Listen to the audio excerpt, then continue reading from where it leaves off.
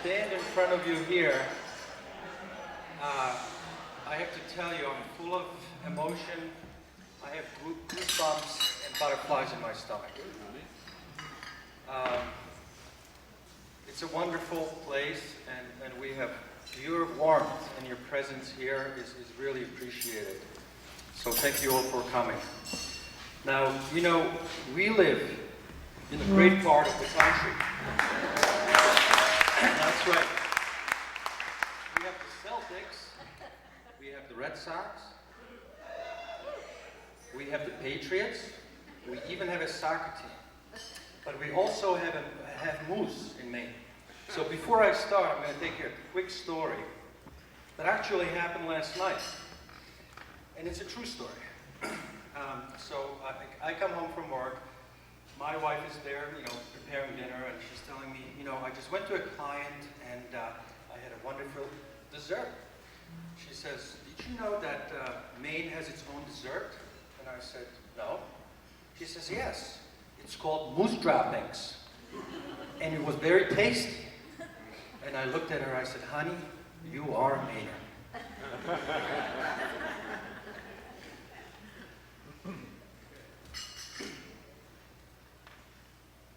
What we are doing today is celebrating Townsend Cade's rite of passage. although there are many rituals in life that we all have experienced, Tom's and Kate's rite of passage that we are celebrating today is best described by the following. Working that celebrates and marks transition from one stage of life to another. Because as you all know, Tom and Kate will continue their work, will continue to share their gifts with the world in a special way that they have done over these many years. Now, we all know that both Tom and Kate, when they were starting the business, it takes a lot to start a business from ground up. So I'm going to share with you one memorable moment. This is before I actually formally accepted the job at Tom's. Tom and Kate invited my family to their residence down in their house on Main Street. So we arrived, and at the time my boys were younger, and I remember sitting around the fireplace, and we were introducing each other, and we were having a nice conversation, and next thing I know, my two kids, they're just running around, admiring the place, and they walk in the room with Halloween hats and masks. So we kind of look, wow, what's going on? Well, before you knew it, there is Kate, Tom, my wife, me, and the kids, and we all have hats on. I remember, Kate, you had a witch hat. Tom had a wig like a hippie. I think I had one too. And we were just having the time of our life with people that really we just were introduced to that evening. So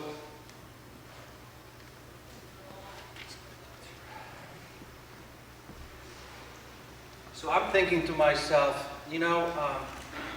is this really true? We just met Tom and Kate, and they're the founders of this company, but yet we're all the same in a way. We're having fun, we're just dialoguing, enjoying each other's company.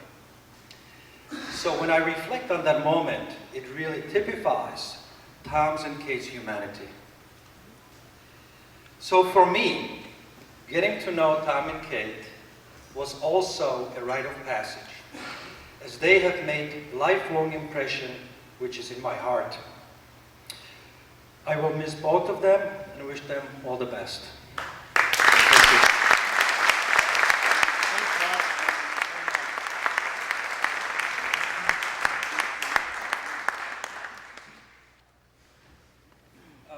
Just before we continue, just a little housekeeping. You should have your agendas on the table.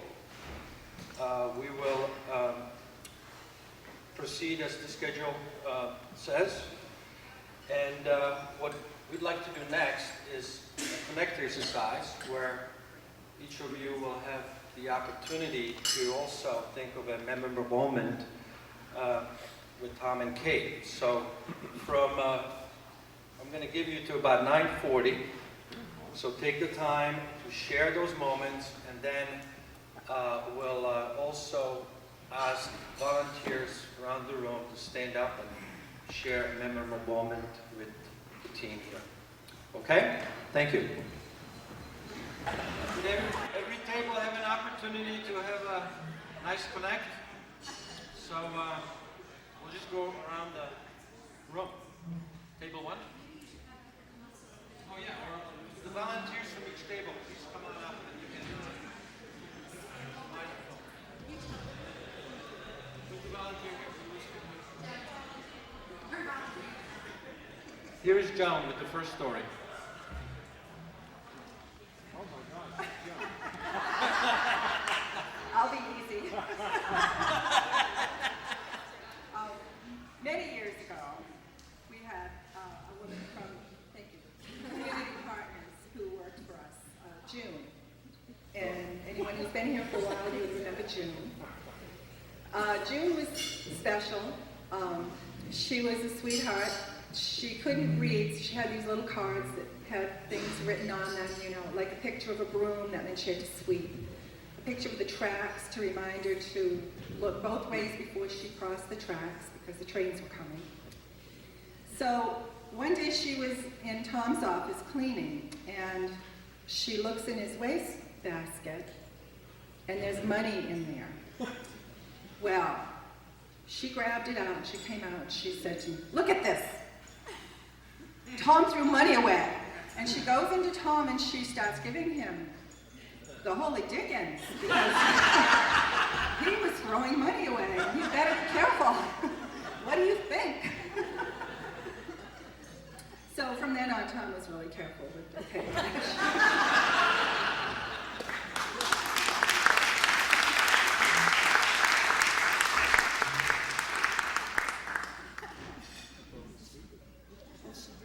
Stefan. Wie geht es dir, Stefan? Alles in Ordnung? Ja? The folks in the R&D group, they will be bored. They've heard the story quite a bit, but maybe most of you haven't. So actually in the lab, you can do more than only toothpaste. You have these exciting instruments.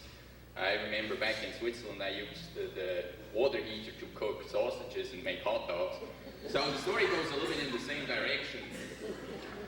We have a tradition in Switzerland that we make paint Easter eggs for Easter. So we use onion peels. We put them in a big pan, and you put a little bit of vinegar and water in it and boil it, and then you can add the eggs, and you can put plant leaves like dandelion or clover on it. And if you get the egg out, peel the dandelion leaf off, you get a nice imprint of the leaf. So we had the great idea of doing that as a nice activity in the R&D lab.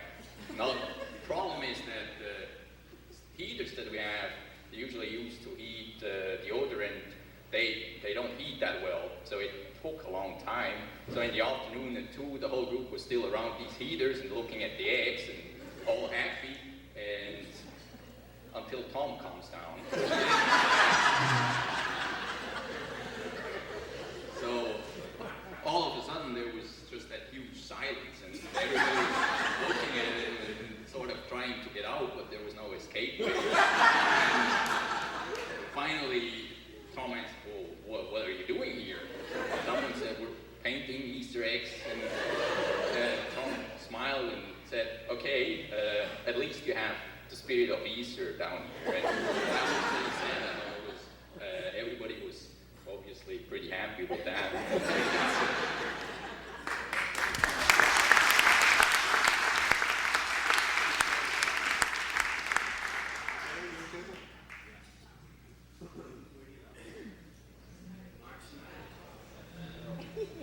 Where did you go? Did you start golf without us? Okay, Ren, your table. Looks like they're nominating you, Ren.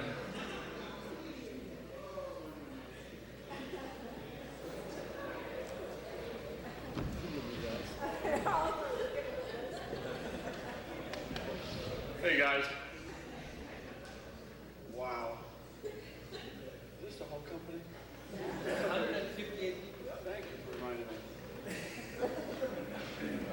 There's a bunch of stories I could tell with probably about half of you here. Anyway, there's a story way back when I first started. I said it. It's the same story I had when we said goodbye to our building in Kennybunk, which again was a very sad moment. But I'll say it again.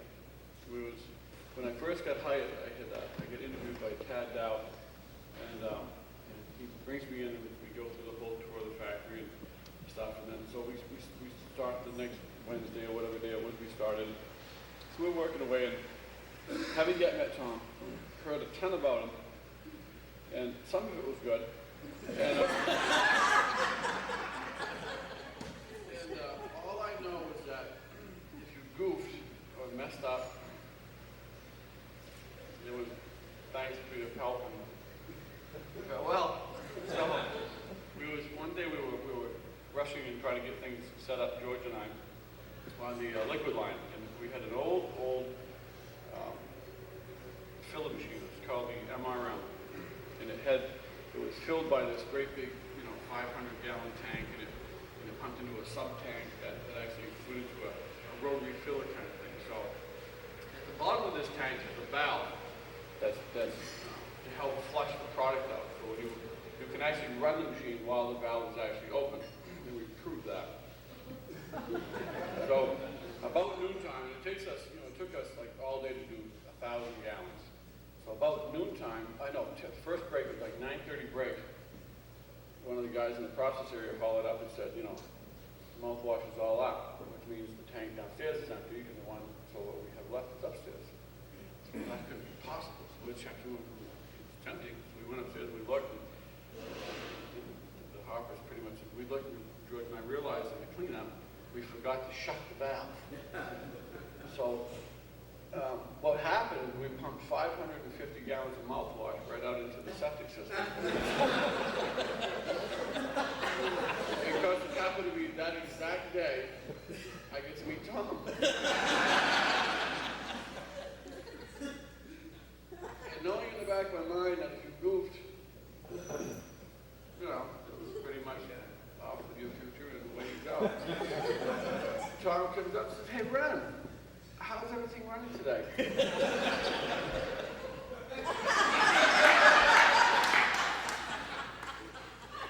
Somehow he managed to come in the building and said his thing and left and didn't realize it. Until we said goodbye to the building and I was able to be brave enough to tell him.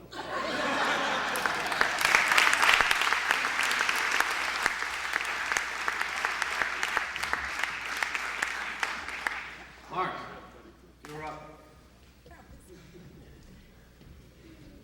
David, I remember asking. Were you practicing a little bit?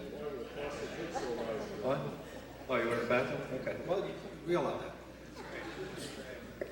I've got a story goes back. I cleaned this story up a little bit for the group.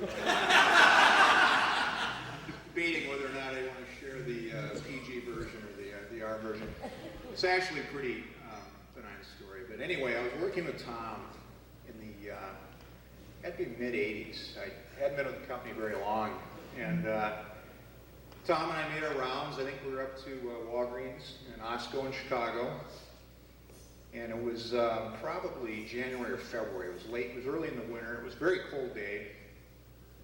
And on the way back to the hotel, Tom says, "Well, Mark, what do you have in mind for entertainment tonight?" And I knew Tom a little bit. I spent some time in Maine prior to going back out in the field. And I said, "Well, geez, I don't know what he has in mind for entertainment. I don't know him that well." So, I'm a young guy, I'm probably 20-something at the time. Okay, does he want to go to Rush Street, night on the town? What kind of guy do we got here? So anyway, I looked at Tom and I said, "Tom, we're in luck. A friend of mine gave me 2 tickets to see the Chicago Blackhawks tonight. And I'm a hockey fan. I didn't know if Tom was or not. I said, let's have dinner and let's go to a hockey game." And I don't know if Tom remembers this or not, but so he said, "Yes, that'd be great. I'd love to do that." And I said, "Wonderful." And those of you that are familiar with Chicago, the Chicago Stadium where the Blackhawks plays on the west side of town. Not the nicest neighborhood in Chicago, okay? In fact, if you take a cab down there, you got to get out of there right after the game because the cabs disappear within minutes after the game because it's a rough neighborhood. In fact, usually when you park your car, some kid will run up and say, "I'll watch your car for you for $20. True story. So anyway, we're going to the hockey game. We're driving by all the storefronts. They have the big bars, and they're boarded up for the evening. And they have 2 big parking lots around the building facility. And we park in one, and I realized my tickets, we have to enter from the opposite side of the building. So we walk around the building, get into the arena, and a friend of mine gave me these tickets. I know he had good seats. They were in the lower level, so I was confident we had pretty good seats. But we get in there, and we're in the lower level, but we're right underneath the balcony that comes down. We're probably 3 rows away from being out in the open area. And you're not supposed to smoke in the building, but in Chicago in the mid-'80s, people are smoking. And Tom is sitting there looking around, and there's a cloud of smoke hovering just above his head. And I could tell he didn't really appreciate the seats. The smoke was bothering him. So I asked the usher, I said, "Hey, can you get us down a little bit lower? And he says, I'll take care of you. So once the game started, the usher waved us down, and we went down and sat in better seats closer to the ice. And we were right next to an aisle. Tom was sitting in the seat right next to the aisle. It's probably 4 steps up, and then you took about 4 steps down to the ice. And right before the game starts, this guy came running up the stairs with 2 ushers behind him, and a fight breaks out. These guys are just going at it, and Tom is kind of sitting like this, wondering, what the hell did I get into here? You know? And we're in the good seats, you know. All the riffraff usually takes place up higher, you know. So I'm thinking, oh my goodness, Tom, you know, I didn't know if he's a hockey fan or not. I hope he's enjoying the game. So we stayed for the entire game. He seemed to be having a nice time, and we leave the building, and of course we go out the door we came in, and we go out to the parking lot, and it's blowing. I mean, the wind is blowing probably, I don't know, it was below zero. And we're walking around, and I can't find the car. New employee with Tom, and I can't find the car. And I'm thinking, you know, there's not many cars left in the lot. We stumbled around for quite some time. I'm about to declare the car stolen. And I said, wait a minute. We parked on the west side of the building. And Tom was a good sport. He said, gee, I thought we parked out here. I don't see your car anywhere, you know. I think he was ready to declare it stolen as well. We'd get a ride and warm up. But anyway, we walked all the way back around. We found the car, and we got Tom back to the hotel. And I had a memorable evening. I don't know about Tom.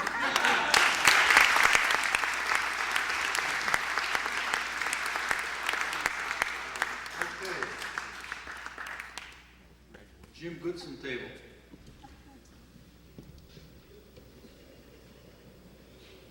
Hello? Okay, maybe think about it a little bit. Who do we have next? Robin table? Okay. Oh, good.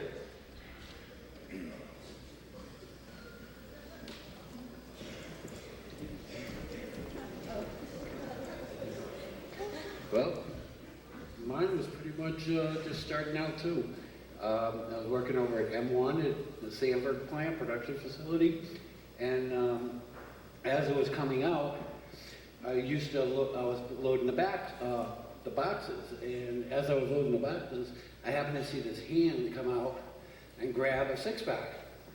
I'm wondering, who could that be? And then I happened to look up, and it was Tom. He had grabbed the 6-pack because he had some people with him that were coming through, and he needed a 6-pack, I guess, for a sample.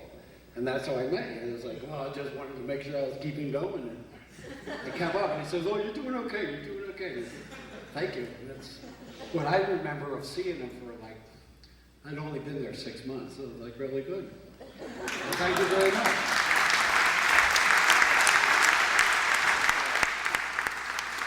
Ryan, your table.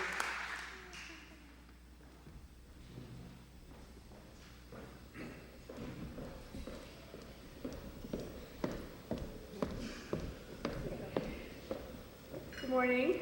I'm happy to say my story does not need cleaning up, so no edits required. My story goes back a couple years. We were out traveling in California. We were at the NACDS trade show, and we were at the show before Tom arrived, and he was coming a little bit later in the day, I guess around after lunchtime or so. And so Tom, he arrived, and he was visibly, you know, a little bit hot and seemed a bit tired, but not too much. And I said, Tom, I said, you okay? He says, yes. He said, I said, what happened? He said, well, I walked from the hotel to the convention center, and I was just amazed because I took the shuttle bus, and it was quite a distance. And I said, Tom, that's incredible. You walked from the hotel. And he looked me straight in the eye, and he said, Lori, he says, this earth was meant to be walked. And I was amazed, and I just said, you know, that man has so much character. This is a big show, you know, lots of customers, it's important meetings. That came first, and I remember distinctly remembering that and saying, wow, this man has so much character. So.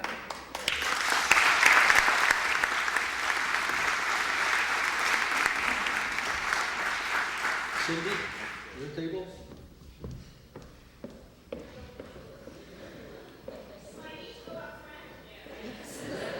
Well, you have such a beautiful voice, you could probably do without this thing.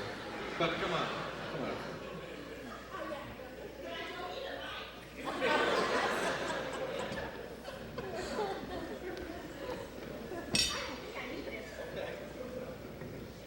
If I'm too loud, see, I don't need a mic. Well, listen, everybody has talked about Tom. Somebody needs to talk about Kate.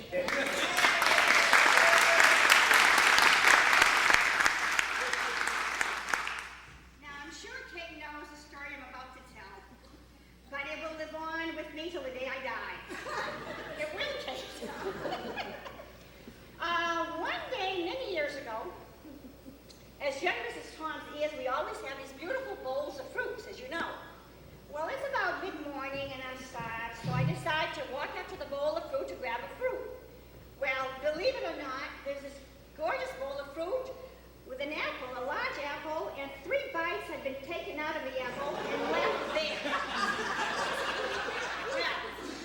Well, that comes later. Oh. Don't spoil my story, Kate.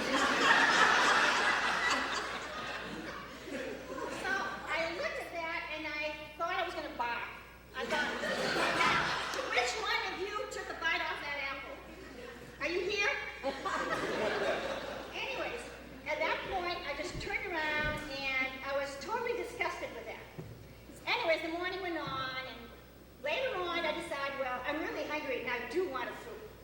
So I go up to the bowl of fruit, and lo and behold, there's a banana that's literally cut in half. And of course, the side that's there has turned brown, and I can't believe this. Well, along comes this friend, Joyce Nettle. She comes from behind. I turned around and looked at her and I said, Joyce, can you believe this? This morning I come here and this half-eaten apple that looks awful, and now there's half a banana. Who in heck would do this? Around the corner comes meek little Kate. She says, Ruth, I'm sorry, but I did that. She says, you know, at my house, I don't want to waste any food, so we have a habit, if we're only hungry a little bit, we'll slice the banana and leave the other half there for another person to take. I thought, well, at least now I know the end of the story. Well, Kate laughed, and we laughed all the rest of the afternoon about that joke. Meantime, Joyce comes up to me, she says, Ruth, I think you're going to get fired. And believe it or not, 2, 3 people said the same thing. Lose your jaw. How could you have said that to Kate? I said, I didn't say anything wrong. I just told the truth. Well, a few days later, I get to my desk, and this beautiful picture of Kate with a gorgeous hat. And she's got all these little fruits, and of course a banana right in front. To this day, I still have that picture, and I made a copy, and you'll have it for the rest of your life.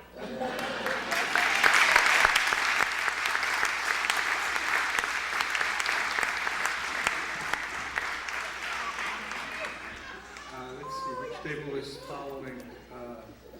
Suzanne, yeah. Sam? I didn't realize we have so many tables here.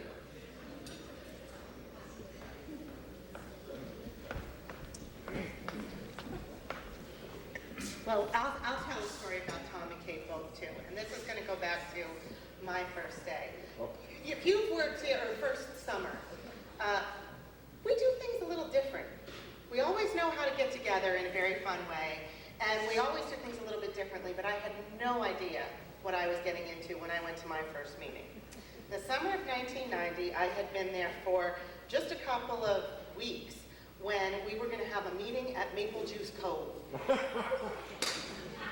And that entailed that they were taking good care of me, that Clint and David Pierce and Gary Ritterhouse were going to drive me to my first meeting at Maple Juice Cove. And that's where we would meet, Tom and Kate, and we'd have our meetings, and I was so nervous. I'm looking at what I packed in my bag because I thought there might be like a personal care product check. Do you use anything Tom's in Maine? I didn't at the time. And so we get to the first meeting, and I had been a summer camp counselor a long, fun drive, thank you very much. And we get there, and they're like, we're going to go out to the tent for the meeting. Thought I had come to summer camp. Then later that night there was singing and just a testament to the different way they do things. It has not been all summer camp, but I've learned a lot of new skills and I've had a lot of fun, and I thank you for the very different way you do things.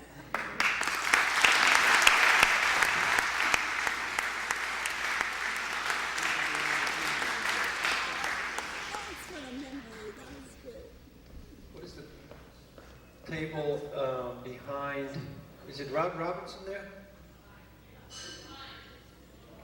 Yeah, the table all the way in the back, to the right. Okay, Fiona is coming up. She has a British accent, by the way. No, you're Scottish. Scottish, right? Oh, sorry.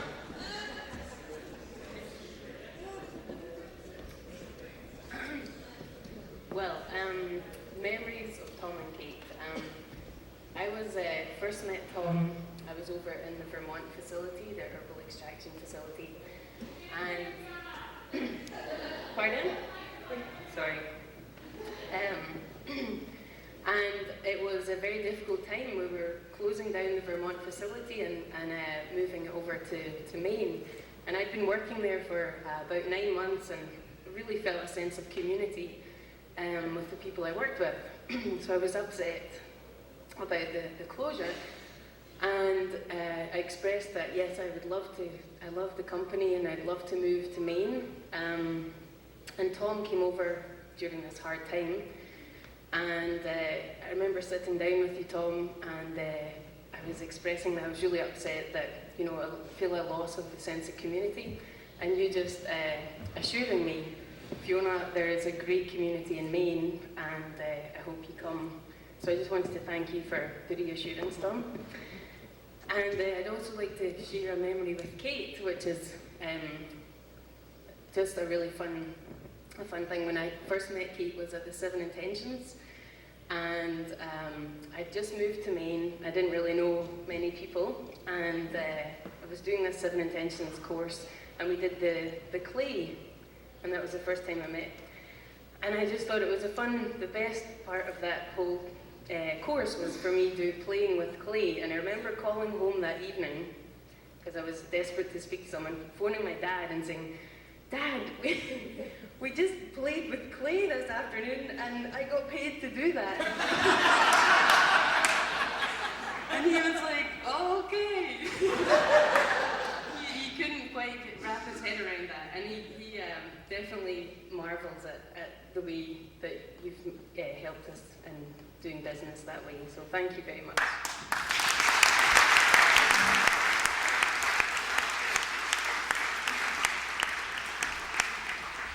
The table next to that table, which table is that? Right in front of the fireplace, I think, in the back?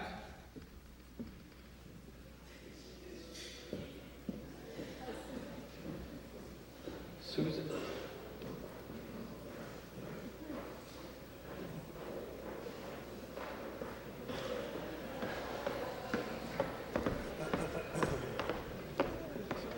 Tom O'Brien told me I had to tell this story.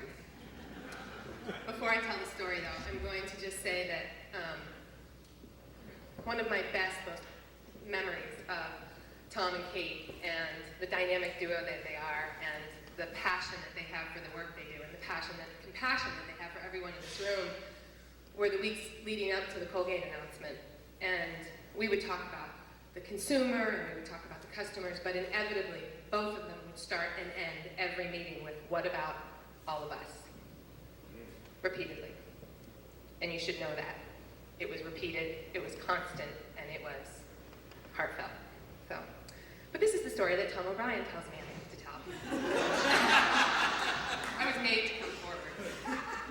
So I'm relatively new with the company, and Tom and I are traveling in Denver, and we go out to lunch with a reporter from the Denver Post. It's a good score, we're happy, it's a nice restaurant, it's a little loud, but it was good, you know, we're having a good rapport and everything. And some great stories were told, and we talked about products, and we talked about the pediatric dental conference that was going on in the city at the time, and we had all this good dialogue. And then he said, tell me one of your the writer said to Tom, tell me one of your funniest stories, one of the funnier things that's happened. And Tom kind of thought about it. He said, well, there's so much. And he said, but there was this one time, Tom and Kate and I traveled to Germany.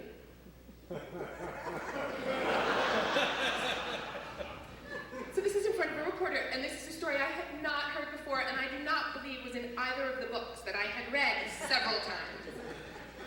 So, Tom said we were going there sort of for the first time. We wanted to introduce our products. It was sort of a natural expo of some sort, and we had the high school German teacher from Kennebunk High translate the packaging for them.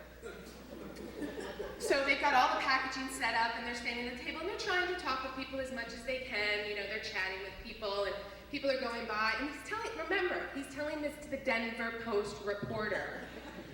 So, and they're picking up the packaging. So back to Germany, this was several years before. People are picking up the packaging, and they're sort of chuckling, putting it back down, and moving on, and not really talking with Tom and Kate at all. And Tom and Kate, is this right? They're really confused, and you're trying to figure out what's going on, and eventually someone who spoke English came and said, your translation is very interesting on your packaging. The word for protection, or preserve, was it? Preservative, was also prophylactic. That's how it was translated on the packaging. No condoms? It said no condoms? No? Okay, well there's a... Anyway, you can imagine, new girl, kind of nervous, reporter, didn't get in the story, was really nice, very genuine, authentic, but a little nerve-wracking. Always kept us on the edge, especially with the media. It was great. Great, thank you so much.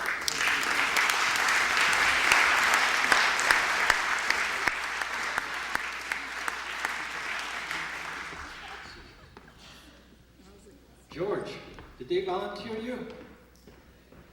Oh, wow. Awesome. You're the dude. I've never done this before. I've been here 25 years almost, and I've never done this, speak in front of people. It's pretty good, flying under the radar.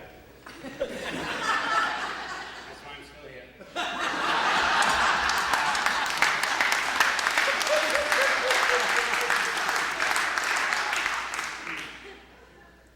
Thing about Thomas, one year I remember, we get a bonus next year, we got 8 more slippers. And everybody's kind of, but in my heart, I believe in Tom. I believe in Tom's Maine. He's set us up for success with Tom O'Brien. Sold us to a good company. We should thank him for all we got here. He's done a lot for us. We should appreciate him. We should enjoy him. Wish him all the happiness in the world.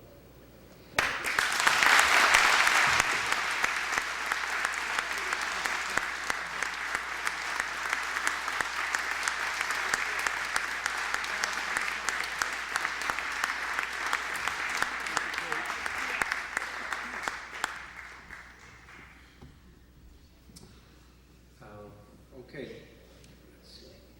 So we go to the table all the way in the left corner. Do we have a volunteer from that table? Linda? Wonderful, wonderful.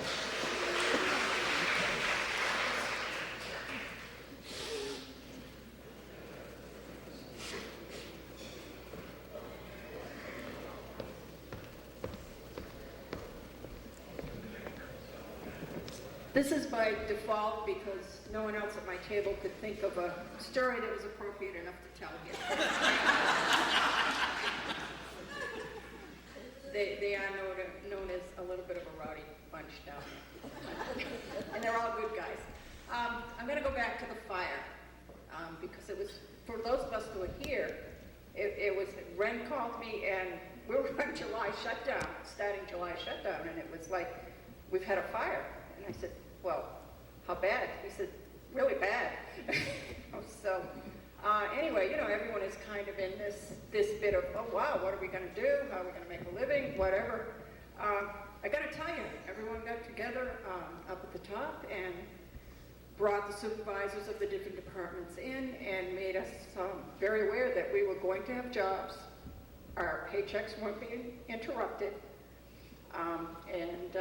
They split us into groups, and one group went down to the Bedford warehouse and worked in very hot, uncomfortable conditions, but they got our mouthwash and liquid out. Another bunch went down to Connecticut, made sure our toothpaste got made. There was a group that stayed in Kennebunk and actually washed that equipment and cleaned it. And there was a group that came up and painted the Sanford facility and got that ready. And we all worked together and we did it as a team, but Tom and Kate made sure we never lost one day's pay. And we thank you.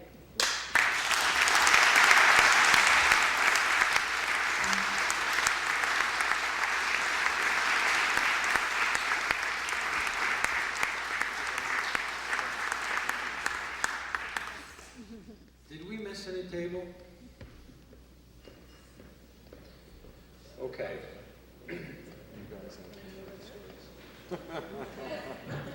Well, thank you very much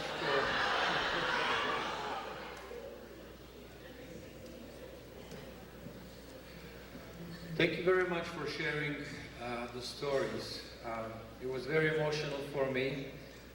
We had some funny stories, we had some serious stories, but all the stories just go back to Tom and Kate and the wonderful people they are, the wonderful human beings they are. And that was good to hear. It was good to hear. I would like Tom O'Brien to come up now for the gift presentation. How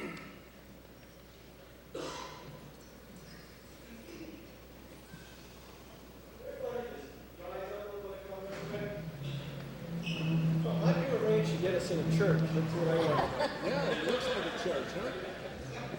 Just come on up.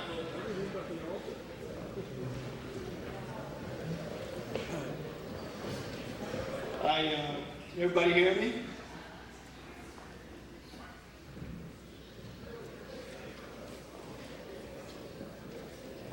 Just in honor of Tom and Kate, I need to do my little talk on I tried to get it on a placemat at the restaurant, but I spilled my coffee, so I had to redo it.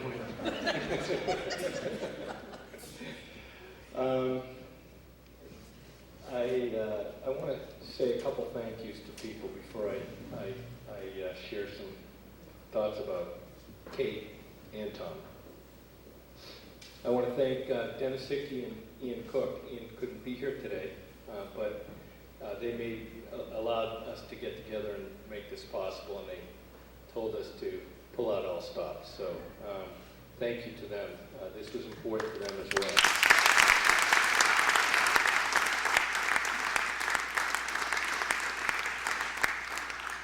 Tom normally gets to do this, but seeing he's the guest of honor. The community life team, I don't know how you do it and when you do it, but Mark and Dee and everyone. I mean, it's you allow us to just bring our human self to all these events. It's pretty amazing. I want to make sure that Mark is compensating you for the wardrobe. Joan, we couldn't have gotten here without you. I've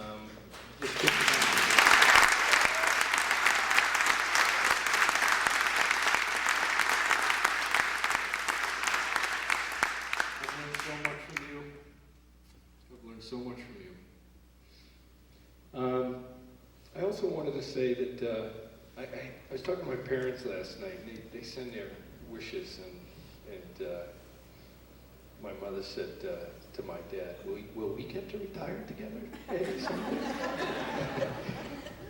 But my father said to me, he said, who are the people around Cape Tom that supported the 38-year journey, and of course you're all standing around them right now. People who love them, care about them. But I'd be remiss if I didn't talk about somebody who's been beside them, before them, and behind them for the last 7, 8 years, who's also leaving today on her last day, and that's Roseanne. So.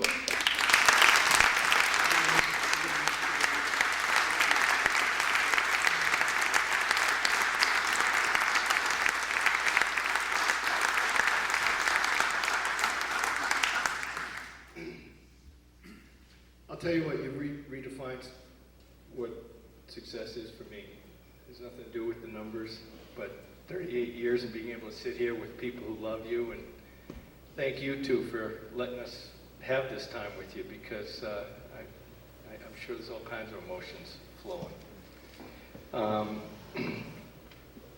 I wanted to just share a little bit about what we've all learned from you.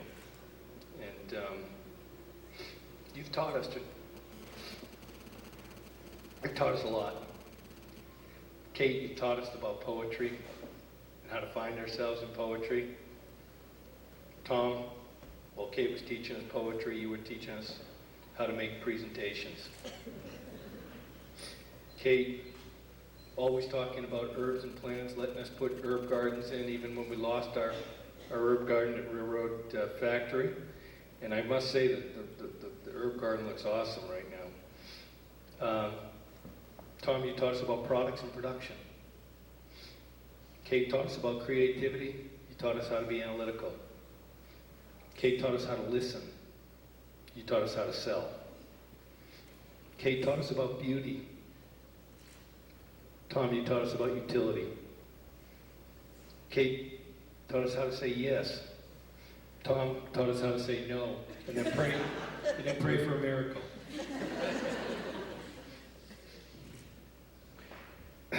Kate let us tell stories. Stories amongst ourselves, with our families. Tom taught us how to pass it on. Kate, patience. I think of patience whenever I think of you. Tom, you taught us a sense of urgency. Together, you taught us how to start something together and finish something together. And for that, I'll always be grateful. And then lastly, you taught us how to love. Love each other, love our company, love our families. You never asked us to sacrifice one for the other. Never. No matter how tough things were, you always made sure we understood what the real priorities were. For that, we're eternally grateful to you. Thank you.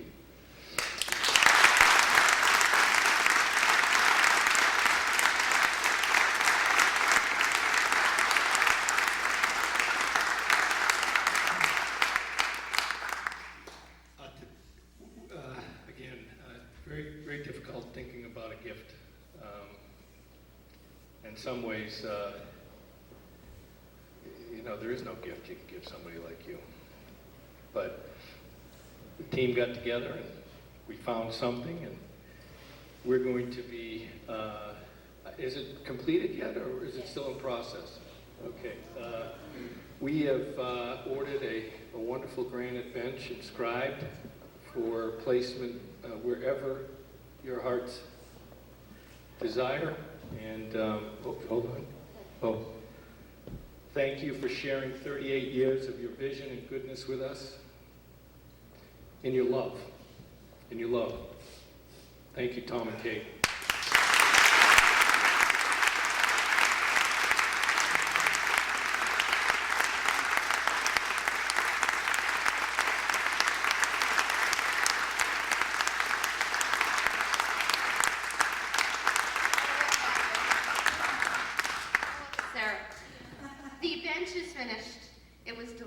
My husband went up and picked it up. It's at the farm. Oh, great. Thank you very much.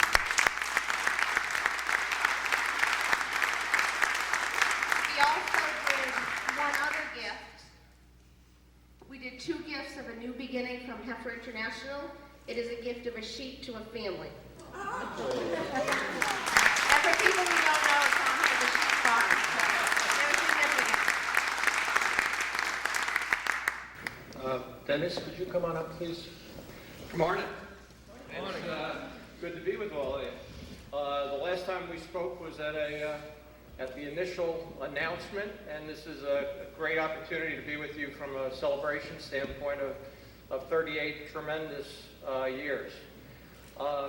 As Tom O'Brien has already said, Ian Cook and a number of others had hoped to be here today and send their regards, best wishes, and I know they'll be in contact with both of you shortly, and I know Ian is personally trying to get up this summer to spend some time with both of you. But it's very interesting to hear the different stories and share it around the table. The connecting exercise was terrific because everyone has a little bit of a different story. The 38 years are tremendous. It's an enormous accomplishment, but in a way it's still just the beginning. I mean, Tom's of Maine has been founded by two tremendous people and the values that they believe very firmly in and have been very consistent to. And I think that's what will carry the business forward, hopefully many, many, many more years. Colgate is a company that's been around over 200 years, and it would be nice to be able to have someone 200 years from now be celebrating the 238th anniversary of Tom's of Maine business. But it's our 2.5 years with you is relatively short, but nonetheless filled with a number of different memories, some quite humorous, and I may share one or two of them. But it's an interesting relationship. 2.5 years ago, I think it started with Tom visiting with Reuben Mark, our chairman, and Reuben coming out of the meeting, relaying a message to Ian Cook that, I just met with this very interesting guy, Tom Chappell of Tom's of Maine.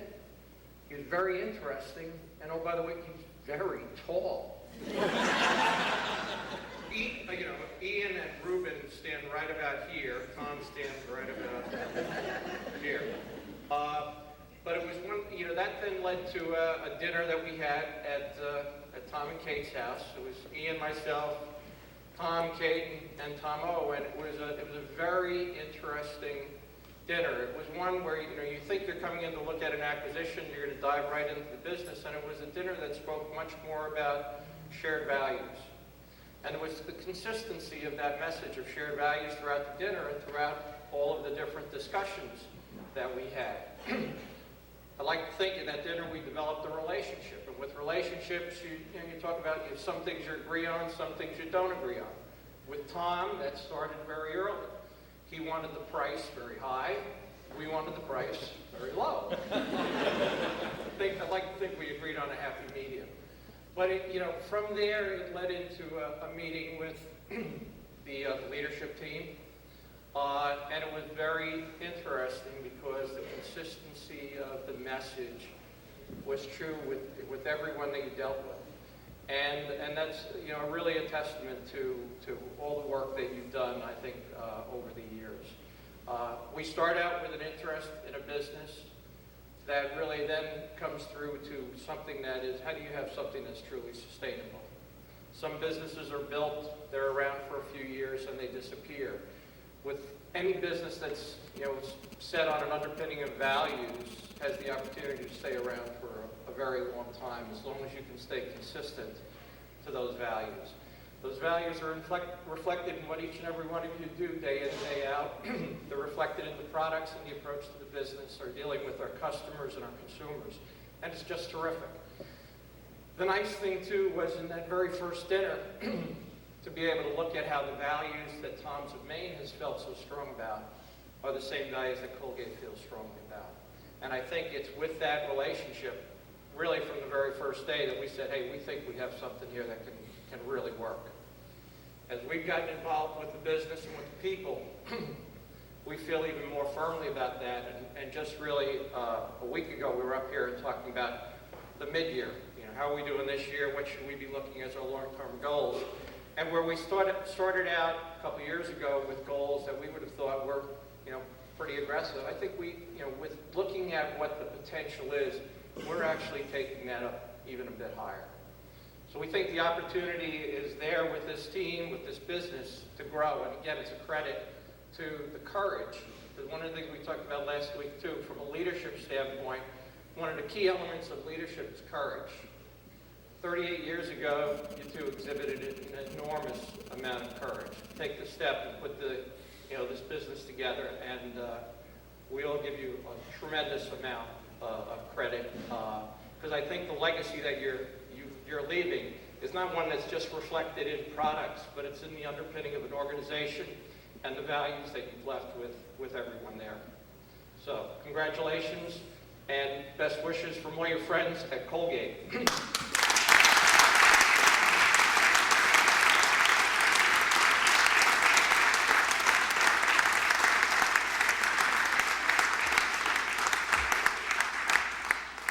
Now, that being said, I got a couple of things that we've got in the way of gifts. Some on the traditional side from a Colgate perspective, some maybe a little bit less traditional. I'm going to start with the traditional first. Maybe if you both could come up here. When anyone is around at Colgate, retires after 30 years or so of service, we've got a silver tray that we give from Tiffany, and I'm going to ask you to open it. It's inscribed to both of you in recognition of all those years of service. And if you'd like to even look at it, read the inscription maybe, or I'll be happy to read it. I'll let Dennis read it.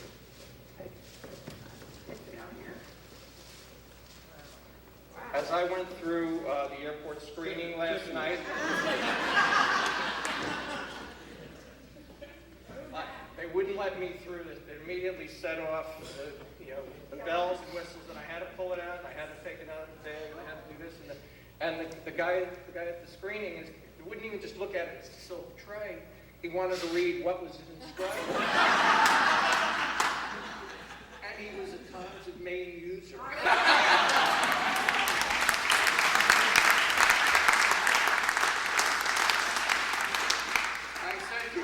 said to him, I'm from Colgate. We own Times of Maine.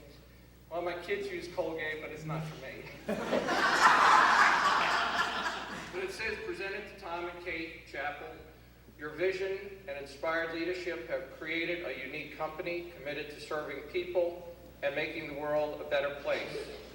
We join you in celebrating and thanking you for 4 decades of passion and accomplishment. Colgate-Palmolive, 2008.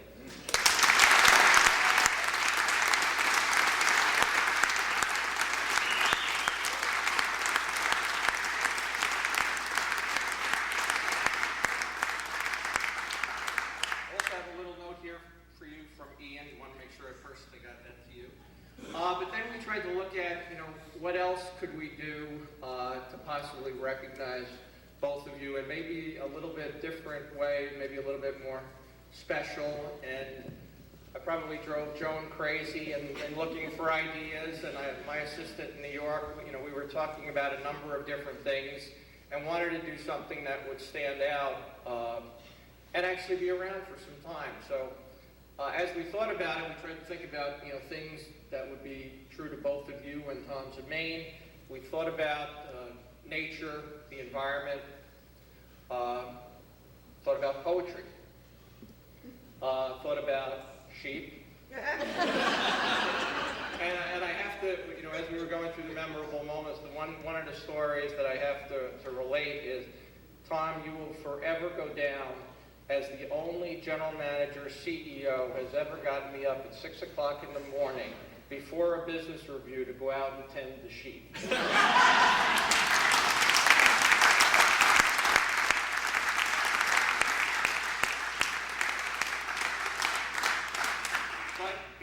But being from New York and trying to come up with New York that's in Super Bowl champion,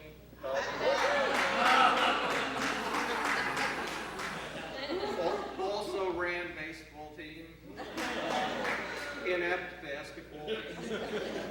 But what we tried to look at is, what would fit with sheep. And the first thing I thought of, having grown up, in the city and in the Brooklyn area, was sheep's pasture in Central Park. Then from a poetry standpoint, my assistant remembered there's a poet's walk in Central Park. It's also, I think, considered literary walk. So what we decided to do, to get something that would be sticking around for a while, is we're adopting a tree dedicated to both of you, as well as a bench that will sit on Literary Way. And here is a certificate that what's going to be happening. This is where the bench will be. That's cool. Central Park. And again, when you look at it too, from the standpoint of it, whatever they call it, a London plane tree, but it's one of the larger trees in the park that just shows, when you look at the Central Park, which is a fairly safe place to go through these days, even though it has had a checkered reputation in the past. It is a place that's been around in New York City for over 150 years. It's a tremendous place to go. You find a number of people that go there these days to just sit and reflect, go to concerts. But we thought this is something you would both appreciate. Here's a little. This is what the bench will look like. It's in the box here, and I probably will break it if I try to open it. Oh, that is wonderful. But again, and it's in recognition for.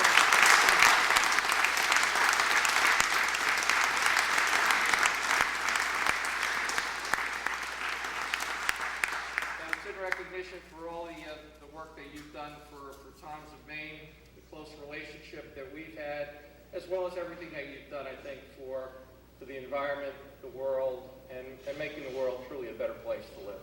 Thank you very much.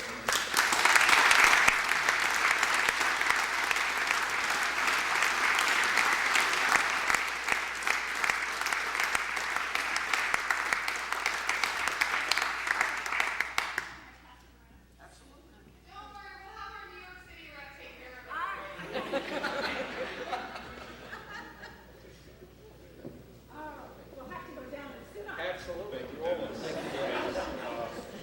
Mark, is this a good time? Yes, please. Great. Kate, why don't you go first? Okay. Yeah. Well, I just wanted, yes, I wanted to say a little something. I'm not going to read a poem this morning, but I have a couple of sayings that I found that I wanted to share. Oh, he is. Okay. Well, here is the epitome of friendship. John, let's get Rock down. Yeah. Did you make way for John Rockwell to come on down here? I'm thinking, Come on down, John.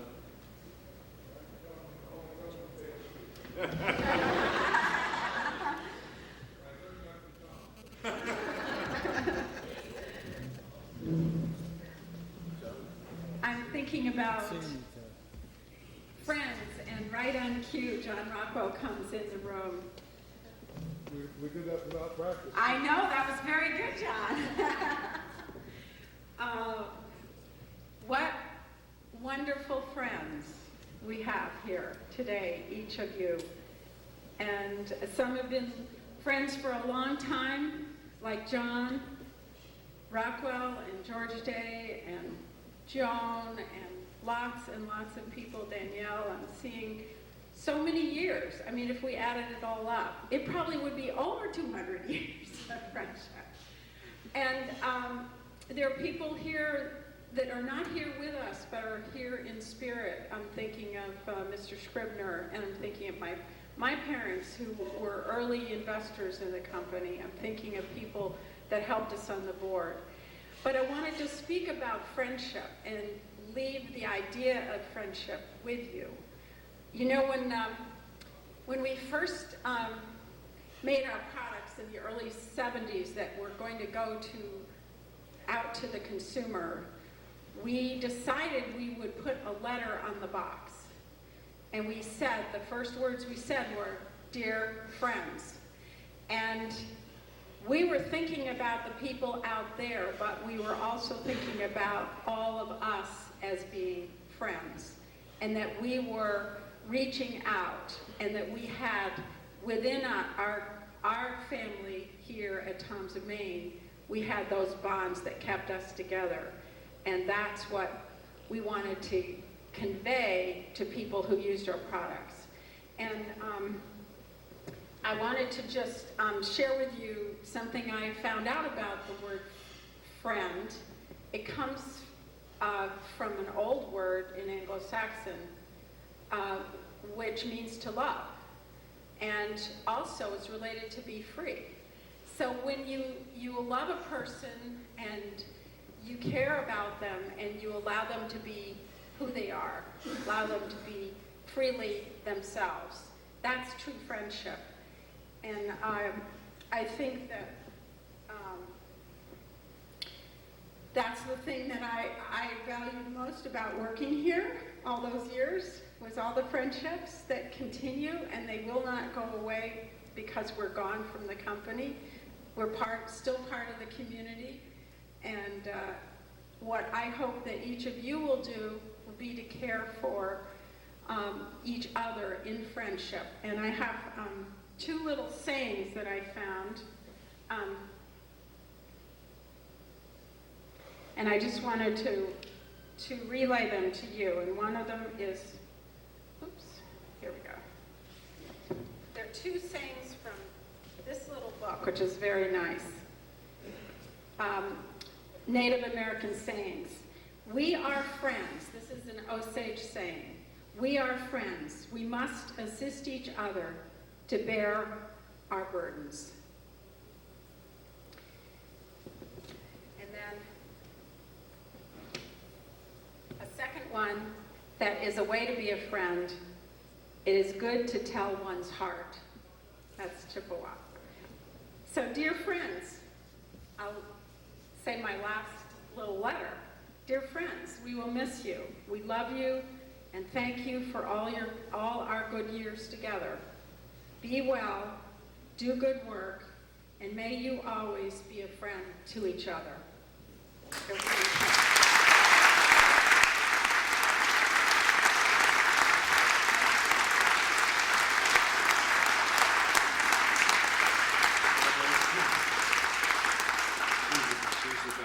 Best partner anyone could want. Just wonderful. Thank you so much. These are such a warm outpouring of goodwill and generosity and love, and we definitely feel it and appreciate it. I did want to help you out a little bit, Stefan.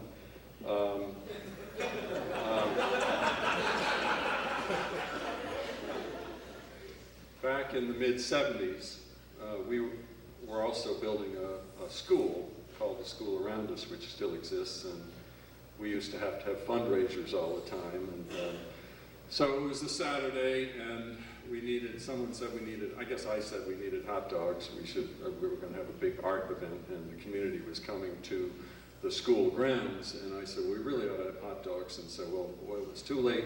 I said, no, I know where I can get some hot dogs. And so we had a 300-gallon milk tank in the factory. That's where we made, everything.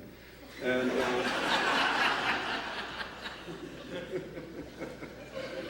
and I got the water in there, and I turned on the steam, and the steam was a hose, and it had a T-valve at the end of it, and it just went down into the water, and you drove the steam in, and you got your hot water that way. And then from Shields Meats, I had just dumped about 4 boxes of hot dogs in it. And I was pretty much alone making these hot dogs, and people from the school around us were coming over to get them. They heard that I was making the hot dogs, and they were steaming up, and boy, the place smelled different. And I had these 5-gallon containers, and I'd put water and fill them up with hot dogs and send them off to the fair with rolls. And so I really didn't think I had any basis for judging you that day.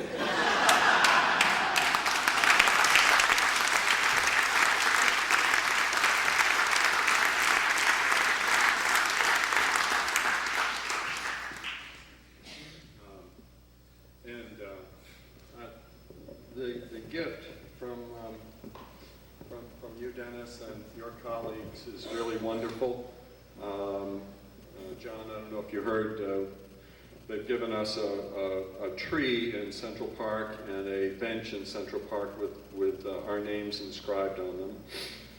And I'm sure there must have been a team discussion about what kind of tree they would be putting in Central Park on our behalf. and probably pine trees were suggested coming from Maine. But I see who made the decision. It's called London Plain. So much for teamwork. Thank you, Ian Crook.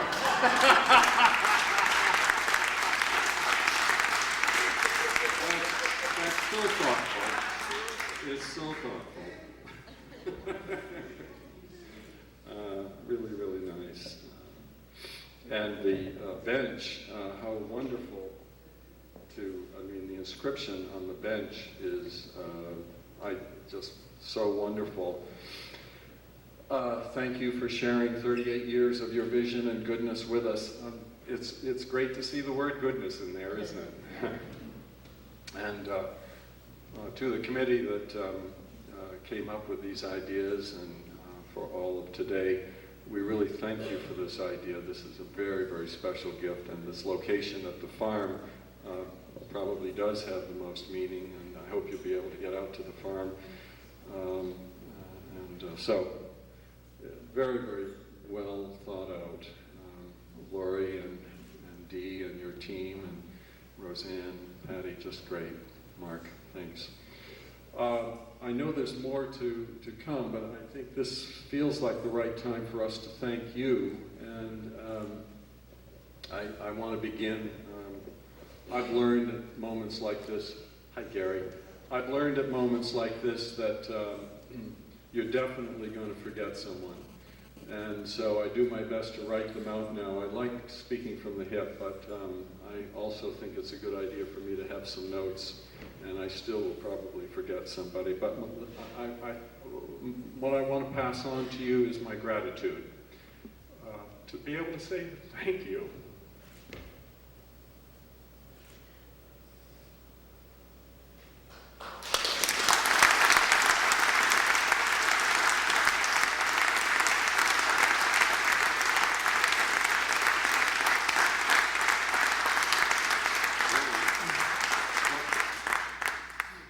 Extraordinary opportunity for Kate and me. And so I want to say thank you, first of all, to all of you for partnering with me and each other to be trusted. That's what we have fundamentally together, is that we trust each other. And so does our consumer, so does everybody that's associated with this place. I want to be a little more specific and thank all of our leadership for the personal sacrifice of your time to succeed year after year and to grow this business profitably. We could not have done that without what we call here in any group the leaders. And whether we're speaking of growth partners who have borne the most of the responsibility, or the leadership team, or whatever we call ourselves today, it is those of us that, you and us, that have taken the worries home, shared them at home,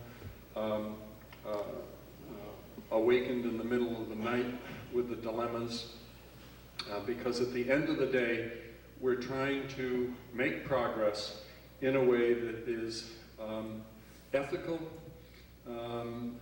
and in today's ethics. That is, let's do this in a way that's good for the environment, good for our communities, good for our families, good for the consumer, good for everybody, because the very nature of our existence is to be in relation to one another. We just can't avoid the reality that we are interconnected, we are in relation, and so we don't get to do things and decide things totally, exclusively, unless an organization has empowered a single person to do that. But we can work interdependently, knowing that we've got to be sure that what's good for us is also good for others. There's just no exclusivity left. When you've defined the planet, when you've taken inventory of what is on the planet, and you know how to get what's on the planet, we have captured the limits of this planet. And it's probably a good time, because it means that there's no more frontier in which we can be cowboys and act for our exclusive gain. The only way we can exist at this point is to know that we can't do it without one another and to make decisions that are not only good for us, but good for others at the same time. And so I just am grateful that the leadership year after year has been so willing to dig down deep and to help meet our numbers, meet our goals in a way that is ethical and responsible. I also want to single out Tom.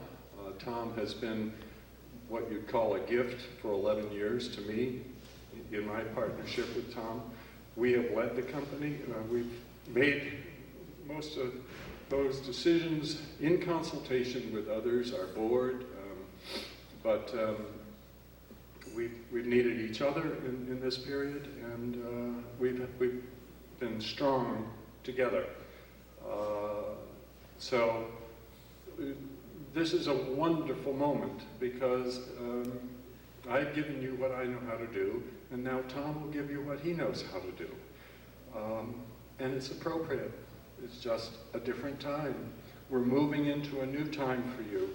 And Tom is a wonderful person, talented and able and caring, that once he has satisfied himself that he has done for his family what he needs to do, then he can think about you and the business. And that's the order of Tom's priorities. Tom, thank you.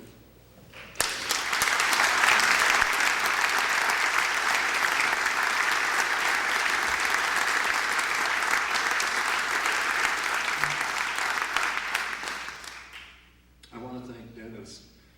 Dennis Hickey is the steward of Tom's of Maine within the Colgate organization. We have not only been so fortunate to find a company that has so much in common as we do, but we've been able to relate to one another as responsible, savvy people at the top of the organization. We're so fortunate that underlying everything that we have to think about is this deep mutual trust that you can trust Dennis Hickey, you can trust Ian Cook, you can trust Reuben Mark. These are the people that at the end of the day are going to be human and responsible and ethical as they sort out what is right for the business and sort out what's right for Tom's of Maine. We are indeed fortunate, and I can't tell you how important this is. We are indeed fortunate that Tom's of Maine is such a gem to Colgate as it is. We are very important to Colgate. And that's because the world that we're going into from here is a world we'll all have to learn to respond to in the right way. And so it's not that Tom's of Maine knows how to do things better than Colgate, or that Colgate doesn't have things that we need to learn from Colgate. It is that we are one company with a broad set of abilities and perspectives and gifts, and we need to see this as one company, this one Colgate Tom's of Maine company that is moving into the future to do everything that we do in a way that is not only built to succeed, but is also built to last. And the reason that it's built to last is because of the values and the interdependencies that we're going to have with everything in the world. And so I can assure you that we should not think that we have any edge over the talent pool in New York. New York should not think that they have any edge over the talent pool in Kennebunk and Sanford. We just need to work together to figure out what's got to be emphasized as we begin to make the mark that we can make on this planet. Because the planet now is the domain that we operate in. It isn't Maine. It isn't US. It's the planet. And to do that, we will need to respect that each of us has something to offer each other. And so I know that Dennis couldn't be a better spokesperson for us, a better person to be with us, helping us along the way, and we each, two companies becoming one, will need each other. So Dennis, I couldn't have done this 2.5 years without you. Thank you so much.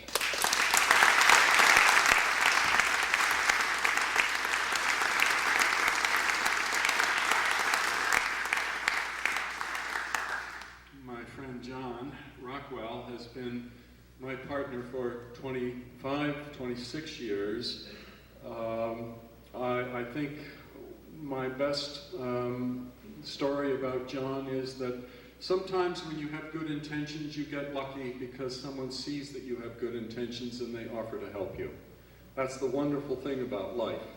If you are sincere and earnest and genuine and you're trying to do something different, probably someone will show up that will say, I'd be glad to help if I can. And I was able to say to John, well, you certainly look different, and your business card feels more like a piece of wood than it does a piece of paper. But it looks like you probably do know more than I do. And 26 years ago, John and I forged a partnership and then a mutual respect and then a friendship.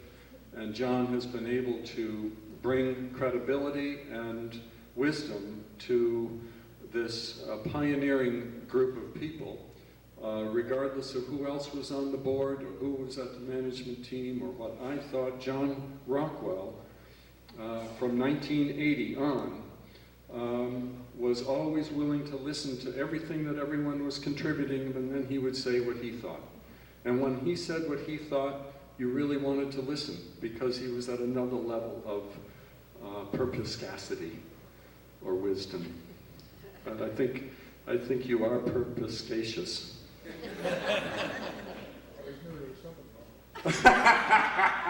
John says you got to have something wrong. And it's just wonderful that you're here with us, John, to celebrate this time, and Kate and I are grateful. Thank you very much, John Rockwell, for your pioneering with Toms of Maine.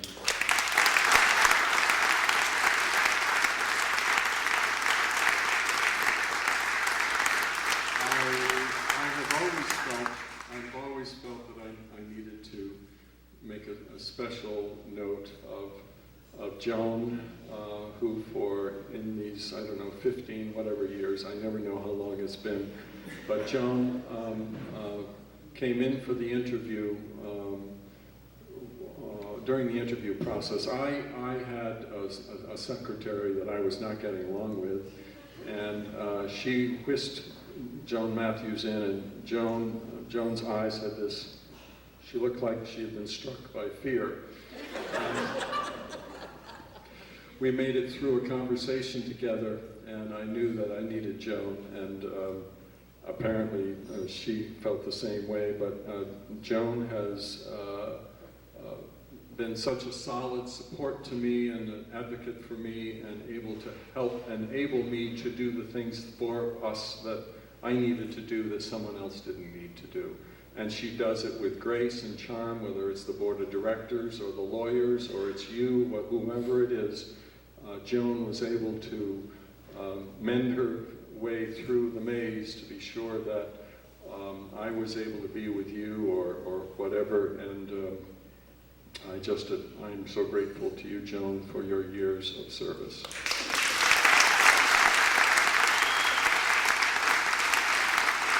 Roseanne,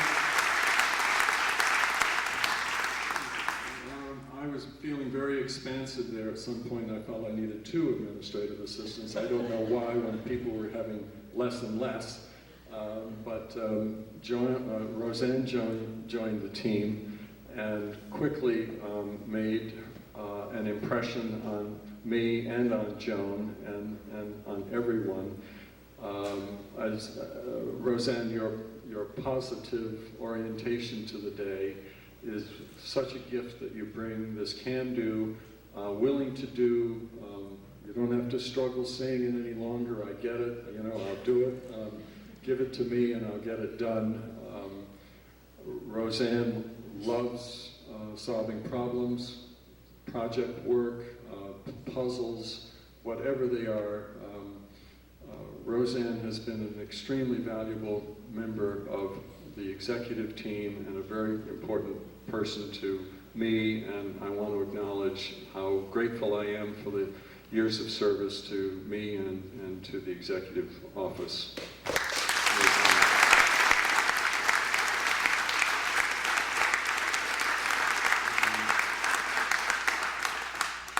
And then I also want to acknowledge that my family members have been absolutely supportive of this journey. I know they didn't have an awful lot to say about it back in 1970, but children being what children are, they will let you know how they feel about it along the way. And I don't know where my daughter just went, but okay. Okay, are you coming back or are you leaving? Do you need a break? Yeah. So we have talked a lot about this business at various junctures as a family. We go off as a family every year and have time together, trying to think what we might be doing with our lives, what we need to be doing in business together. And my children have been an important source of insight and confidence to me all of these years, and I want to acknowledge that they are a solid part of the vision that we've had in this company, the ethics, the philosophy, and then the doing.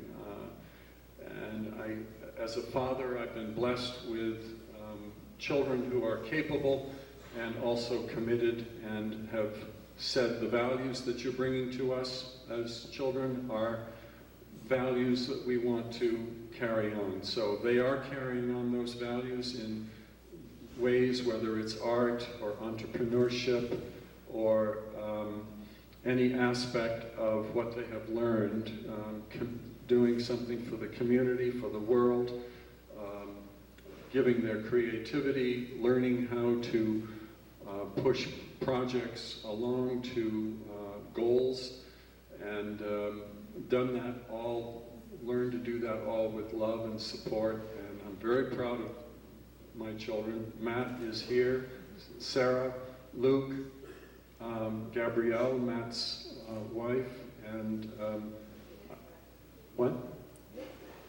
Nick. Hi, Nick, and Sarah's husband, Nick, and Eliza is not here, can't be, and Chris can't be, but I think there's more to come on that. But I want you to know how much my children have been in your camp all these years. They've been thinking about what are the right decisions along the way, having their point of view, and wrestling through the tough questions with us. So my thanks to my children.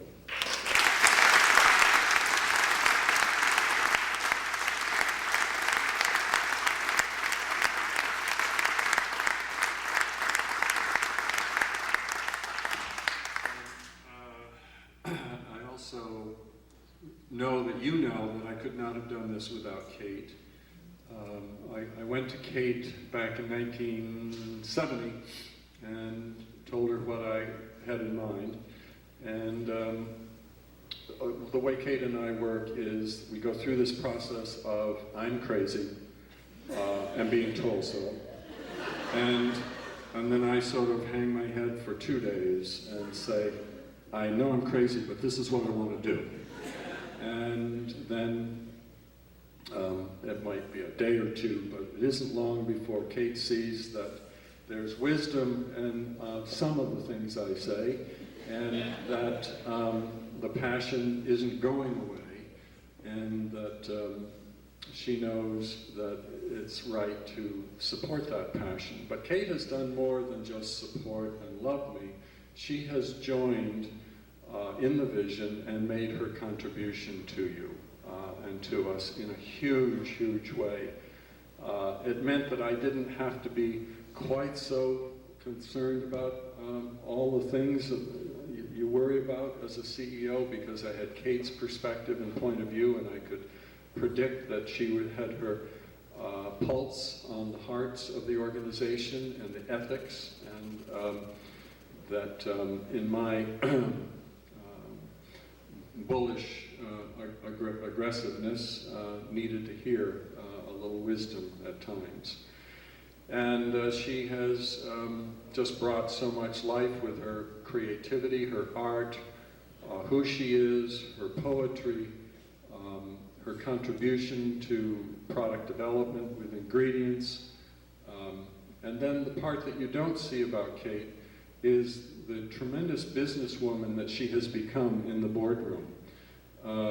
She is able to speak and stand with anybody from any experience and background and challenge thinking or affirm thinking, because she knows when the thinking is right on, or knows when the work needs to be done to think harder. So as my partner in business, my partner in life, goes without saying, but I thank you, Kate, for a tremendous, tremendous job. It really is outstanding. Kate.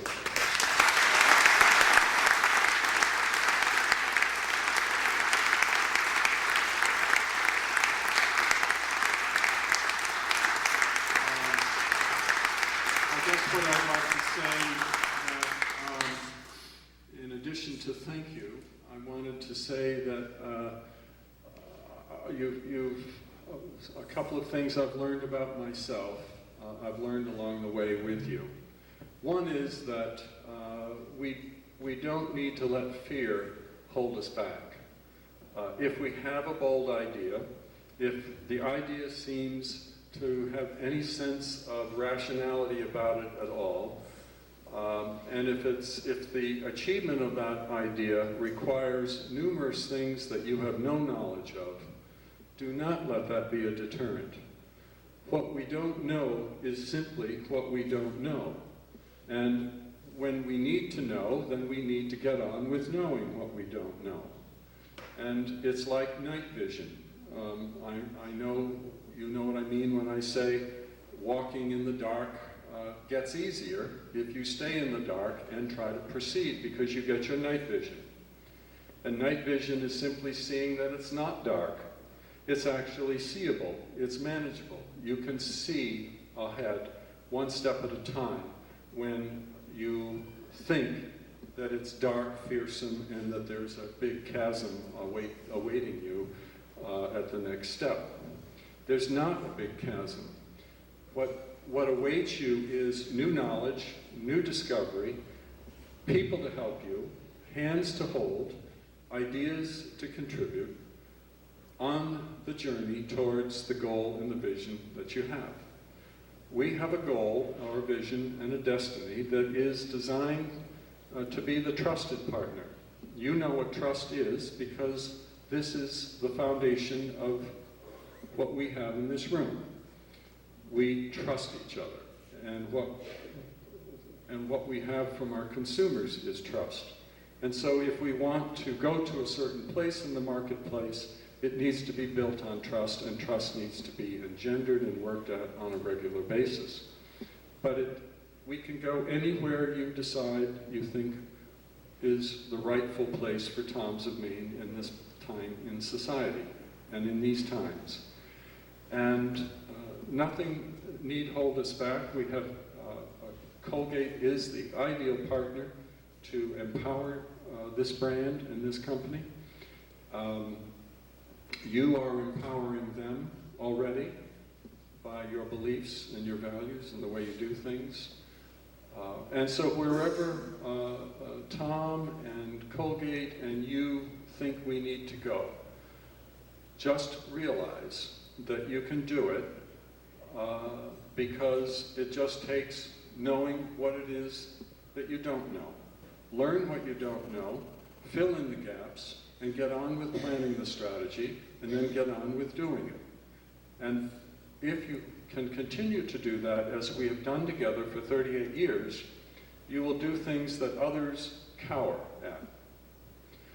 Courage is what has made this company what it is, and courage is what it will take for you to proceed from here.